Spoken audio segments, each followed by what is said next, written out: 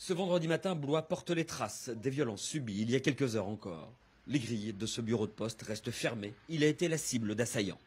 Blois a connu des violences dès la tombée de la nuit, hier. On voit ici des jeunes cagoulés, armés de barres et de battes de baseball. Sur leur passage, la désolation. Voitures brûlées, vandalisées.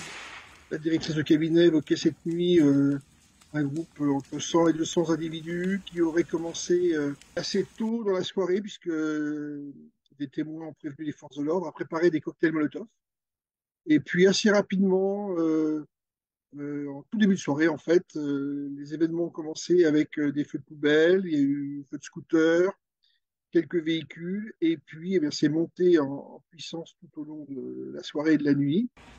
Vers 23 heures, les individus convergent pour s'en prendre violemment aux locaux de la police municipale de Blois. À l'intérieur, des fonctionnaires et le directeur de cabinet du maire, les yeux rivés sur les écrans des caméras de vidéosurveillance.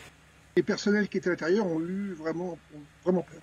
Ils étaient en train de superviser les images quand ils ont aperçu une centaine de gens cagoulés et en noir qui se dirigeaient vers eux. Et ils ont compris qu'il fallait se barricader. Les assaillants ont vandalisé les voitures autour, sur la rue. Ils ont pénétré dans la cour.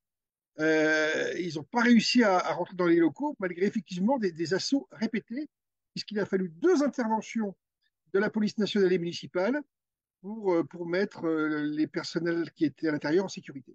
Cette attaque du poste de police municipale est une nouveauté à Blois, qui avait connu des émeutes il y a 2 ans déjà. Hier, 80 pompiers ont été engagés tout au long de la nuit pour circonscrire les différents incendies.